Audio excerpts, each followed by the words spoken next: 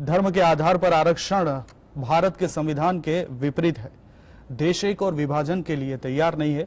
ये बात बोली है यूपी के सीएम योगी आदित्यनाथ ने, जो आजकल कर्नाटक विधानसभा चुनाव को लेकर स्टार प्रचारक के रूप में काम कर रहे हैं। कर्नाटक में विधानसभा चुनाव की तारीख नजदीक आ गई है। ऐसे में राज्य में चुनाव प्रचार का दौर काफी तेज हो गया है।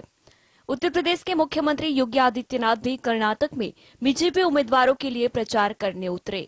योगी आदित्यनाथ ने मैसूर पहुंचकर मांड्या जिले में रोड शो और चुनाव प्रचार में हिस्सा लिया। इसके बाद बसवना बागवाड़ी में चुनाव प्रचार किया। योगी आदित्यनाथ ने कर्नाटक में अपनी पहली चुनावी रैली में बीजेपी के स्टार प्रचारक के रूप में हिस्सा लिया।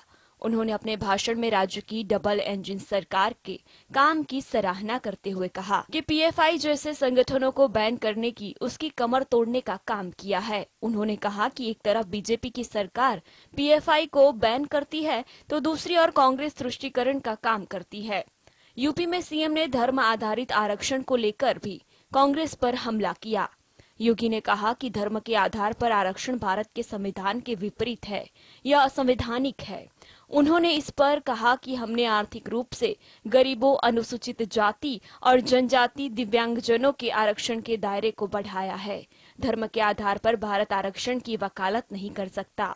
उन्होंने यह भी दावा किया कि मजबूत डबल इंजन सरकार के कारण पिछले 6 वर्षों में उत्तर प्रदेश में कोई दंगा नहीं हुआ। सीएम योगी ने कहा कि कांग्रेस विकास की बात करती है, लेकिन हकीकत यह है कि जिन 5 सालों की योजनाओं की वे घोषणा करते हैं, वह योजना की अवधि समाप्त होने के बाद ही हकीकत बन जाती है और जल्दी खत्म हो जाती है।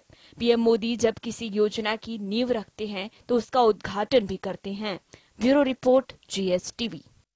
तो एनसीपी प्रमुख शरद पवार का केजरीवाल को लेकर बड़ा बयान सामने आया है। उन्होंने सीएम अरविंद केजरीवाल को ईमानदार मुख्यमंत्री बताया है। दिल्ली के मुख्यमंत्री अरविंद केजरीवाल के सरकारी बंगलों को लेकर चल रहे विवाद के बीच एनसीपी प्रमुख शरद पवार का बड़ा बयान सामने आया है। शरद पवार ने कहा कि वह सिर्फ ये जानते हैं कि सीएम अरविंद केजरीवाल ईमानदार मुख्यमंत्री है। इससे पहले आपने आरोप लगाया था कि देश के बड़े मुद्दों से ध्यान हटाने के लिए अरविंद केजरीवाल के घर को लेकर चर्चा की जा रही है। वहीं पवार ने महाराष्ट्र के राजनीतिक घमासान के बीच कहा कि सीएम बदलने के बारे में संजय राउत ने जो कुछ भी कहा है वह अपने स्रोतों से ही होगा।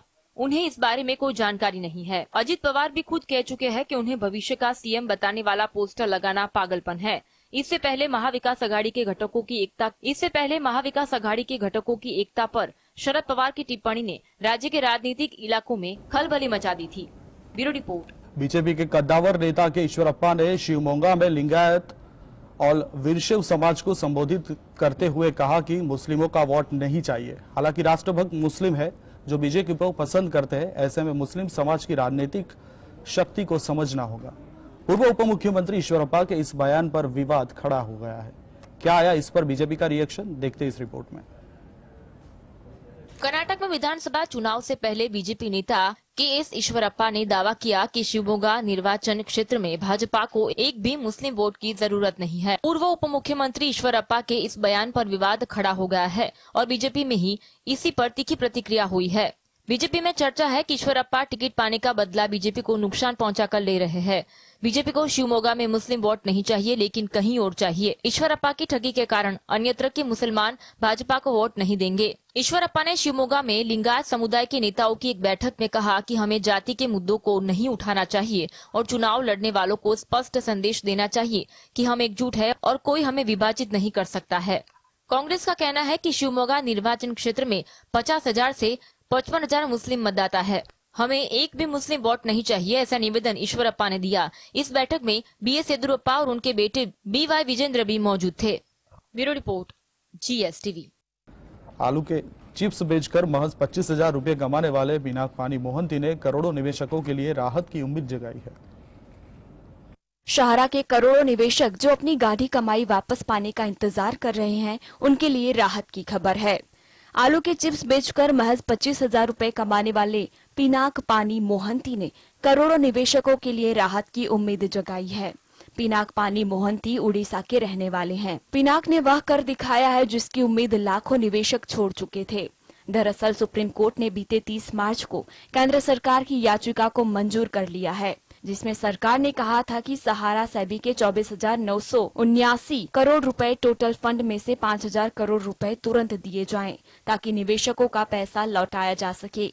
सुप्रीम कोर्ट ने यह निर्देश पिनाक पानी मोहंती के जनहित याचिका पर केंद्र सरकार की ओर से दायर एक आवेदन पर दिया है। मोहंती ने चिट फंड कंपनियों और सहारा क्रेडिट फर्म्स में निवेश करने वाले डिपोजिटर्स को उनका पैसा वापस करने का निर्देश देने की मांग की थी।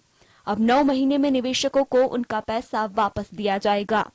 Bureau report, GSTV।